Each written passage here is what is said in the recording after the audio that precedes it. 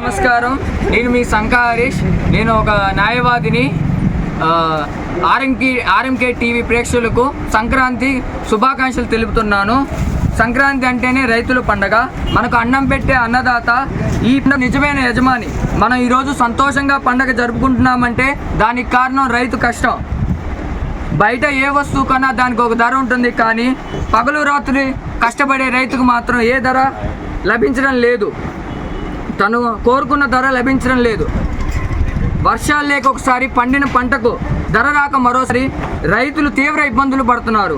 మన కోరిక ఈ సంక్రాంతి నుంచి రైతుల కష్టాలు తీరాలని మనం కోరుతున్నాం. రైతులకు పంటపై మంచి లాభం రావాలని, అప్పుల బాధపై ప్రతి రైతు ఇల్లు సంతోషంగా ఉండాలని, మనం తినే ప్రతి మెతుకు వెనుక రైతు చెమట ఉంది. రైతు బాగుంటేనే ఊరు బాగుంటుంది, దేశం బాగుంటుంది. ధన్యవాదాలు.